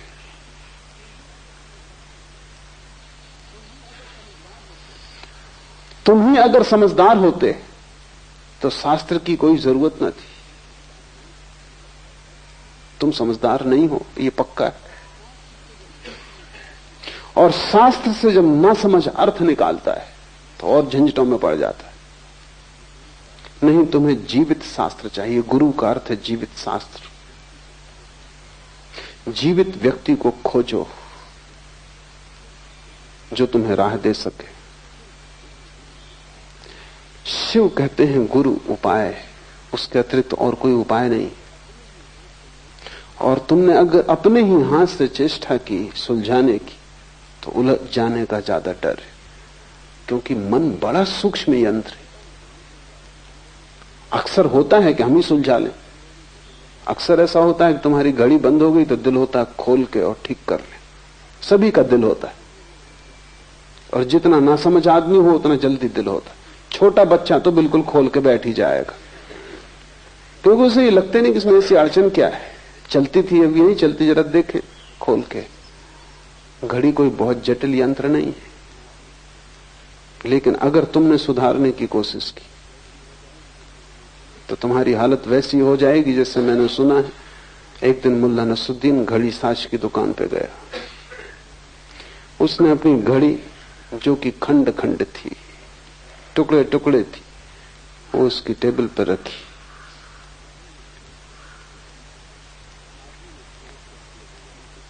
उस आदमी ने चौंक के पहले तो घड़ी को देखा, घड़ी साज ने, फिर नसरुद्दीन को देखा। नसरुद्दीन ने कहा कि मैं बड़ा हैरान हूं कि मेरे हाथ से गिर कैसे गई। उस घड़ी साज ने कहा कि हैरान मैं हूं कि तुमने इसे उठाया क्यों। अब इसमें कुछ किया नहीं जा सकता, और ये गिरने से नहीं बिगड़ी। नसरुद्दीन ने कहा थोड़ी मैंने सुधारने की जरूर कोशिश की। उसने कहा इसे ले जाओ, अब इसे सुधारा नहीं जा सकता। घड़ी बिल्कुल साधारण यंत्र, कोई बहुत जटिल नहीं। मन बहुत जटिल यंत्र है, तुम्हें मन की जटिलता का पता ही नहीं। मन से जटिल इस जगत में कुछ भी नहीं। तुम्हारे मस्तिष्क में कोई 7 करोड़ कोष्ठ, और प्रत्येक कोष्ठ, एक एक कोष्ठ 1 करोड़ सूचनाओं को संग्रहित कर सकता है। मनोवैज्ञानिक कहते हैं कि इस जगत पर जितने पुस्तकालय एक आदमी के मस्तिष्क में सभी कंठस्थ कराए जा सकते हैं। एक एक सेल 1-1 करोड़ सूचनाओं को संग्रहित कर सकता है। 7 करोड़ सेल हैं तुम्हारे छोटे से खोपड़ी में। इस पृथ्वी पर जितना ज्ञान है वो सब संग्रहित किया जा सकता है। इतनी छोटी सी खोपड़ी है, मुश्किल से कोई 1.5 किलो वजन है, और 7 करोड़ तंतु हैं जो आंख से नहीं देखे जा सकते। तंतु बहुत बारीक है, इसीलिए मस्तिष्क का ऑपरेशन अभी तक रुका रहा। अब मस्तिष्क का ऑपरेशन शुरू हुआ है, लेकिन तब भी खतरा है, क्योंकि काटने तुम कुछ जाओ 1000 दूसरे तंतु कट जाते हैं। इतने सब सूक्ष्म है। यंत्र तो डालोगे, औजार तो भीतर ले जाओगे, भीतर बाहर ले जाने में ही औजार लाखों तंतु कट जाते। औजार ले जाने की भी जरूरत नहीं, तुम सिर्फ शीर्षासन ही करते रहो आधा घंटा रोज, तुम्हारी खोपड़ी खराब हो जाएगी। तुम शीर्षासन करने वाले लोगों को बहुत बुद्धिमान कभी ना पाओगे, क्योंकि इतना खून का प्रवाह छोटे तंतुओं को तोड़ देता है, जैसे बाढ़ आ जाए। आदमी का मस्तिष्क विकसित इसलिए हुआ कि वो खड़ा हो गया है और सिर की तरफ खून की धारा कम हो गई। जानवरों का मस्तिष्क विकसित नहीं हुआ, क्योंकि वो उनका खोपड़ी और उनका शरीर एक ही तल में, तो उनके पास मोटे स्नायु हैं, पतले स्नायु नहीं। आदमी की सारी प्रतिष्ठा और खूबी यह है कि वो खड़ा हो गया। खड़े होने से गुरुत्वाकर्षण की धारा उसके खून को नीचे की तरफ खींचती और फेफड़े को पंप करना पड़ता है, खून तब सिर तक पहुंचता है। बहुत कम खून पहुंच पाता है, इसलिए सूक्ष्म तंतु विकसित हो गए। अगर बाढ़ आए तो बड़े बड़े झाड़ बह जाएंगे, छोटे पौधों का क्या। तो इतने सूक्ष्म तंतु हैं कि खून की जरा सी गति ज्यादा हो जाए तो नष्ट हो जाते।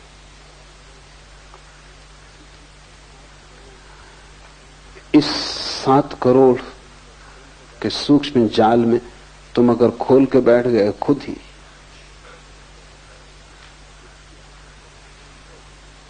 तो इसकी आशा करना असंभव है कि उससे कुछ लाभ होगा। हानि निश्चित है।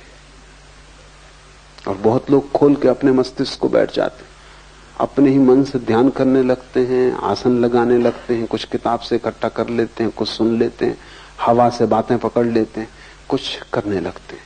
उससे सिवाय नुकसान के कभी कोई लाभ नहीं होता। एक बौद्ध भिक्षु को मेरे पास लाया गया, वो 3 साल से सो नहीं सका। सब तरह के इलाज किए गए लेकिन नींद नहीं आती। सब ट्रैंकुलाइजरों को उसने हरा दिया, नींद आती ही नहीं, कुछ भी उपाय काम नहीं कर पा रहे हैं। और 3 साल तक जो न सो, उसकी हालत तुम समझ सकते हो। तो बिल्कुल विक्षिप्त अवस्था है। और कुल मैं उससे पूछा कि, क्योंकि वो किसी डॉक्टर ने उससे पूछा ही नहीं, डॉक्टरों ने उसकी चिकित्सा शुरू कर दी, जांच पड़ताल की, शरीर की खून का दबाव, हृदय की स्थिति, सारा सब जांच पड़ताल करके इलाज शुरू किया। वो उसकी बीमारी नहीं। वो सज्जन एक ध्यान कर रहे हैं। वो एक प्राचीन परंपरा है बौद्धों की, विपस्सना। वो विपस्सना ध्यान कर रहे हैं। वो ध्यान उन्होंने शास्त्र से सीधा पढ़ लिया, क्योंकि गुरु तो एक एक शिष्य को ख्याल में रखेगा, या अगर वो कोई सामूहिक पद्धति विकसित करता है तो वो समूह को ध्यान में रखेगा। लेकिन शास्त्र तो आपका ध्यान नहीं रख सकते कि कौन पढ़ेगा। कोई भी पढ़ेगा, शास्त्र हजारों साल तक जीते। तो बहुत पुरानी विपस्सना की पद्धति है, वो उन्होंने पढ़ ली और उस पर प्रयोग शुरू कर दिया। फिर उसमें उन्हें रस आया, क्योंकि पद्धति बड़ी कीमती, बुद्ध ने खुद उपयोग किया है। लेकिन तुम्हें पता नहीं जब रस आ जाए तो कहां रुकना, क्योंकि रस भी ज्यादा हो जाए तो जहर हो जाता है। तो रस उन्हें इतना आया कि वो 24 घंटे उसे भीतर साधने लगे। जब तुम कोई चीज भीतर 24 घंटे साधोगे नींद खो जाएगी, क्योंकि भीतर अगर इतना प्रयत्न चलाओगे तो नींद के आने की संभावना नहीं है। फिर उन्होंने वर्षों तक ये प्रयोग किया कि जिन तंतुओं से नींद आती वो तंतु टूट गए। तो अब नींद का कोई उपाय नहीं, क्योंकि डॉक्टर भी साथ दे सकता है अगर तंतु मौजूद हो तो ट्रैंकुलाइजर जाके उन तंतुओं को शिथिल कर देगा और आप सो जाएंगे। लेकिन अगर तंतु ही टूट गए तब डॉक्टर भी क्या करेगा।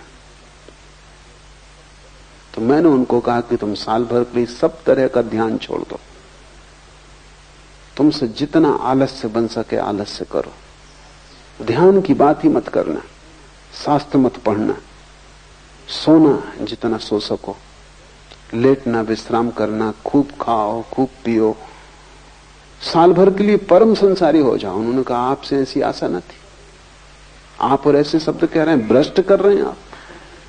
तुम अगर भ्रष्ट समझते हो तो फिर तुम समझो, साल भर ये करो फिर मेरे पास आना।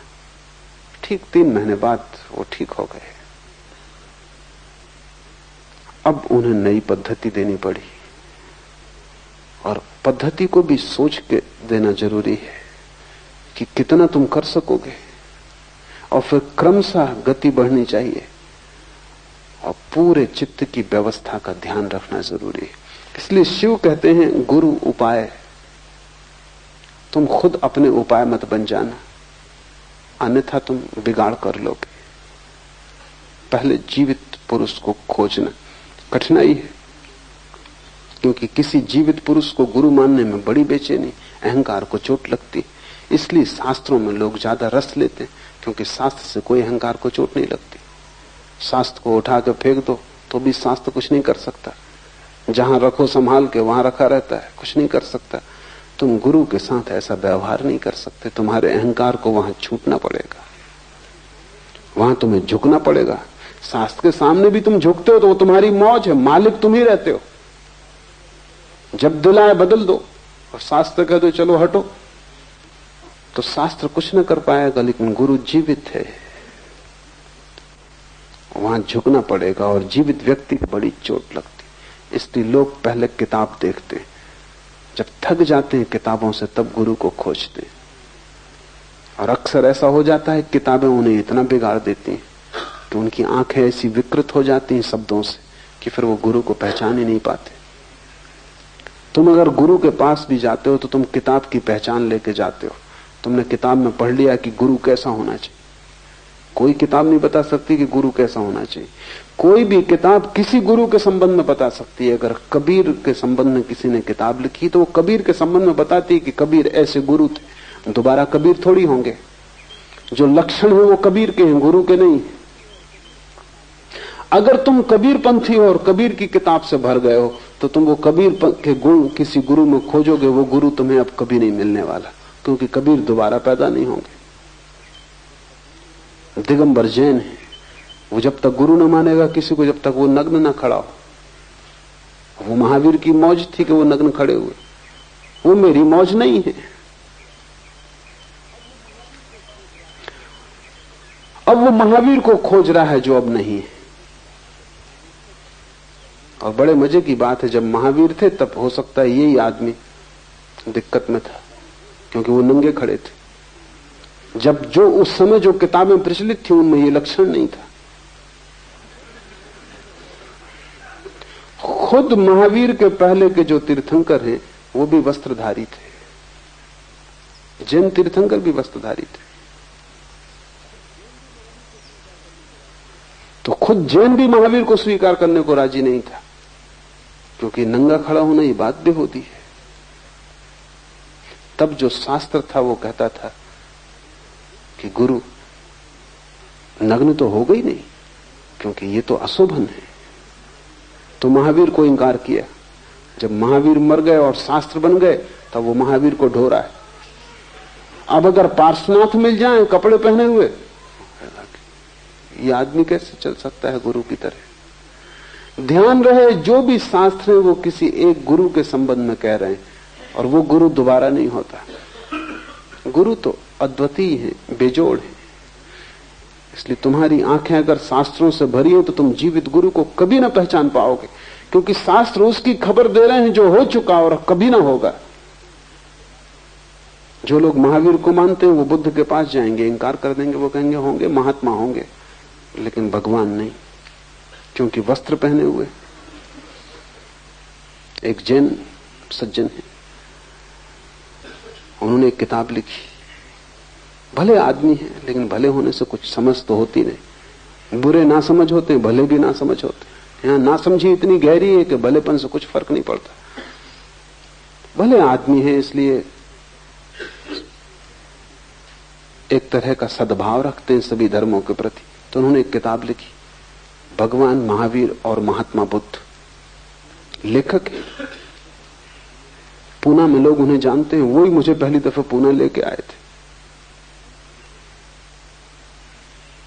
गांधी के पुराने भक्त थे, तो गांधी ने उनको भाव चढ़ा दिया कि सभी एक है, तो किताब लिख दी, लेकिन भीतर तो जैन बुद्धि है। मैं उनके घर मेहमान था, तो मैंने पूछा, और तो मेरी समझ में आया, लेकिन इतना फर्क काहे रखा है भगवान महावीर और महात्मा बुद्ध? तो बोले ऐसा है कि भगवान तो महावीर ही है, ज्यादा से ज्यादा इतना हम स्वीकार कर सकते हैं कि बुद्ध महात्मा है, लेकिन भगवान नहीं। क्यों? सवस्त्र। भगवान तो निर्वस्त्र होगा। बस तब दिक्कत खड़ी हो जाती। और ऐसा नहीं कि कोई जैन के साथ दिक्कत, सभी के साथ वही दिक्कत खड़ी होगी। इसलिए जैन कभी राम को भगवान नहीं मान सकता। सीता के साथ खड़े, ये बात अड़चन की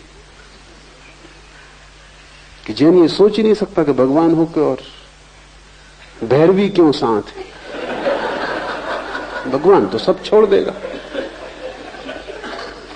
जो मुक्ति हो गया तो अब ये स्त्री क्यों साथ? इसलिए सीता जैसी बहुमूल्य स्त्री भी जैन को खो जाती, उसकी बुद्धि में नहीं पकड़ती। कृष्ण को तो वो नरक में डाल देते, क्योंकि एक नहीं 16,000 स्त्रियां, तो इनसे ज्यादा योग्य और कोई है नहीं नरक के। तो जैनियों ने कृष्ण को नरक में डाल दिया डर के कारण, क्योंकि जाति के सब वणिक तो भयभीत भी हैं, हिंदुओं से भय भी खाते हैं कि कोई झगड़ा झंझासा खड़ा ना हो जाए, और शायद इसीलिए अहिंसा में मानते हैं। अक्सर भीरू लोग अहिंसा में मानते हैं, क्योंकि हिंसा में मानने के लिए थोड़ी तो लड़ाई झगड़े की हिम्मत चाहिए। न मारेंगे न मारे जाएंगे, इसलिए सिद्धांत ठीक है कि किसी को मत मारो, जीने दो और जियो। मगर जीने की इच्छा है, वो कोई दूसरे से प्रयोजन नहीं, तो डर के मारे एक दूसरी तरकीब भी लगाई है, वो ये कि कृष्ण को नरक में डाल दिया। और फिर भय के कारण, क्योंकि नरक में तो डालना जरूरी, सिद्धांत में कहीं आते नहीं, मगर भय के कारण कि हिंदुओं के बीच जीना है, तो ये भी स्वीकार कर लिया है कि अगले कल्प में वो पहले तीर्थंकर होंगे। समझौता हो गया। ये बनिए की जो वृत्ति है गणित, अब हिंदू नाराज भी नहीं हो सकते कि भाई कोई हर्ज नहीं, अपना सिद्धांत भी समझ गया, झगड़े से भी बच गए। गुरु को अगर तुमने शास्त्र से खोजा तो तुम कभी ना खोज पाओगे, क्योंकि जब तक शास्त्र लिखे जाते हैं तब तक जिसके लिए लिखे गए वो तिरोहित हो जाता है। और हर गुरु पृथक भिन्न अपने ही ढंग का है, उस जैसा तुम दूसरा नहीं खोज सकते। दोबारा महावीर नहीं खोजे जा सकते, न कृष्ण खोजे जा सकते, न बुद्ध खोजे, और तुम उन्हीं को खोज रहे हो, इसलिए भटक रहे हो। और जब वे थे तब तुम किसी और को खोज रहे थे, तुम चूकते ही चले जाते हो। गुरु को खोजना हो तो शास्त्र को अलग लगा देना, गुरु को खोजना हो तो किसी व्यक्ति की सन्निधि को पाने की कोशिश करना, उसके सत्संग में बैठना, और अपने सिद्धांत लेके मत जाना, अपने नापने जोखने के इंजाम लेके मत जाना। सीधे हृदय को हृदय से मिलने देना, बुद्धि को बीच में मत आने देना। अगर तुमने बुद्धि बीच में आने दी तो हृदय का मिलन ना होगा और तुम गुरु को न पहचान पाओगे। गुरु की पहचान आती है हृदय से, बुद्धि से नहीं। और जब भी तुम बुद्धि को हटा के हृदय से देखोगे, तत्क्षण कोई चीज घट जाती है। अगर तुम्हारा मेल हो सकता है इस गुरु से तो तत्क्षण मेल हो जाएगा, एक क्षण की भी देरी न लगेगी। तुम पाओगे कि तुम उसमें पिघल गए, वो तुम में पिघल गया। उस दिन से तुम उसके अभिन्न अंग हो गए, उस दिन से तुम उसकी छाया हो गए, उसके पीछे चल सकते हो। हृदय से खोजा जाता है गुरु, और गुरु के बिना कोई उपाय नहीं। शरीर हवी है, और ध्यान रखना, ये जिसे तुम शरीर कहते हो, जिसे तुमने समझ रखा है कि मैं सब कुछ ये शरीर में ही हूं, ये शरीर हवी से ज्यादा नहीं है। जैसे यज्ञ में आहुति डालनी पड़ती, ऐसे ही ध्यान में तुम्हें धीरे धीरे इस शरीर को खो देना होगा। बाकी आहुतियां व्यर्थ हैं। कोई घी डालने से, गेहूं डालने से कुछ हवी नहीं होती, अपने को ही डालना पड़ेगा, तभी तुम्हारी जीवन अग्नि चलेगी। इस पूरे शरीर को दांव पे लगा देना, इसे बचाने की कोशिश की तुमने अगर, तो यज्ञ जलेगा ही नहीं, अग्नि पैदा ही नहीं होगी। तुम अपने पूरे शरीर को दांव पे लगा देना। शरीर हवी है, ज्ञान ही अन्न है, और तुम अभी तो भोजन से जीते हो। भोजन शरीर में जाता है, शरीर के लिए जरूरी है। बोध, ज्ञान, ध्यान, अवेयरनेस, वो भोजन है आत्मा का। अभी तक तुमने शरीर को ही खिलाया पिलाया है, आत्मा तुम्हारी भूखी मर रही है, आत्मा तुम्हारी अनशन पे पड़ी है। जन्मों से शरीर परिपुष्ट हो रहा है, आत्मा भूखी मर रही है। ज्ञान अन्न है आत्मा का। तो जितने तुम जागृत हो सको, ज्ञानपूर्ण हो सको, ज्ञान का मतलब पांडित्य नहीं, ज्ञान का अर्थ है होश। जितने तुम जागृत हो सको, तुरीय अवस्था, तुरीय जितना तुम में सघन हो सके, तुम जितने होशपूर्ण और विवेकपूर्ण हो सको, उतनी ही तुम्हारी आत्मा में जीवन धारा दौड़ेगी। तुम्हारी आत्मा करीब करीब सूख गई है, उसको तुमने भोजन ही नहीं दिया, तुम भूल ही गए हो कि उसको भोजन की कोई जरूरत है। शरीर तुम्हारा भोजन कर रहा है, आत्मा उपवासी। इसलिए अनेक धर्मों ने उपवास का उपयोग किया। शरीर को उपवास करवाओ थोड़े दिन और आत्मा को भोजन दो, विपरीत करो प्रक्रिया को। लेकिन जरूरी नहीं है कि तुम शरीर को भूखा मारो, शरीर को उसकी जरूरत दो, लेकिन तुम्हारे जीवन की सारी चेष्टा शरीर को ही भरने में पूरी ना हो जाए। तुम्हारे जीवन की चेष्टा का बड़ा अंश ज्ञान को जन्माने में लगे, क्योंकि वही तुम्हारी आत्मा का भोजन है। ज्ञान ही अन्न है।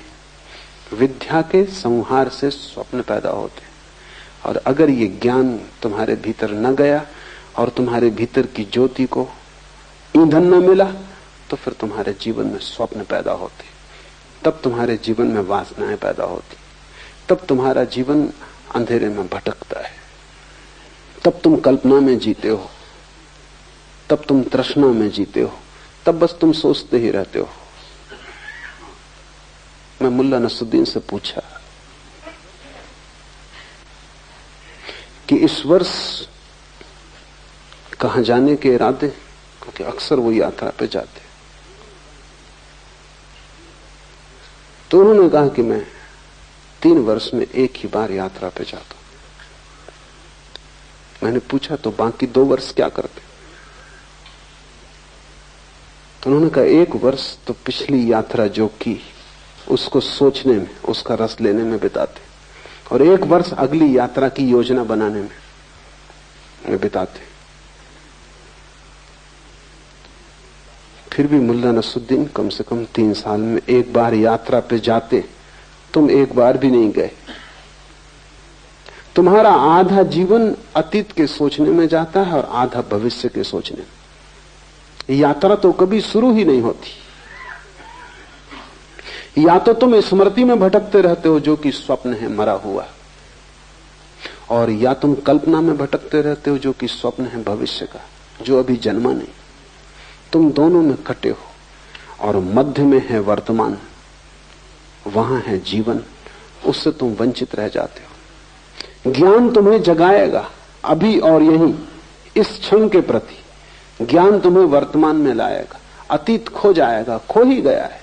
तुम व्यर्थ ही उस राख को ढो रहे हो। भविष्य अभी आया नहीं, तुम उसे ला भी नहीं सकते, जब आएगा तब आएगा। वर्तमान अभी मौजूद है, जो मौजूद है वही सत्य है। स्वप्न का अर्थ है जो मौजूद नहीं है उसमें भटकना।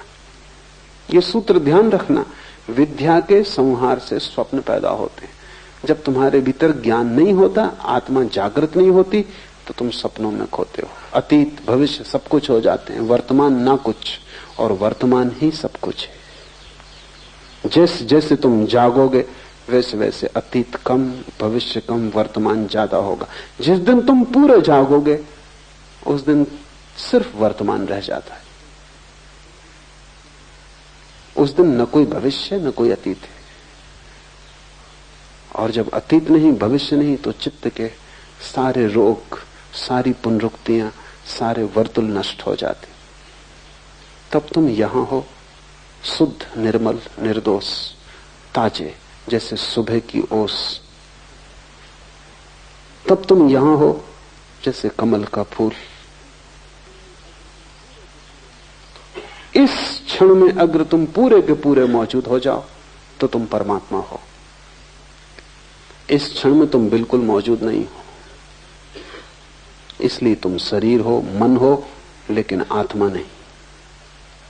ध्यान सिर्फ इसी बात की चेष्टा है कि तुम्हें खींच के अतीत से यहां ले आए, भविष्य से खींच के यहां ले आए। तुम न तो आगे जाओ न पीछे जाओ, तुम वे यहीं खड़े हो जाओ। यहीं अभी इसी क्षण में परिपूर्ण रूप से शांत सजग होकर खड़े हो जाना ध्यान है। उससे ही विद्या का जन्म है, उससे ही तुम्हें जीवन का चरम उत्कर्ष और जीवन की चरम समाधि और आनंद उपलब्ध होगा। उसे जिसने खोया सब खोया, उसे जो पा लेता है वो सब पा लेता है। आज इतना ही।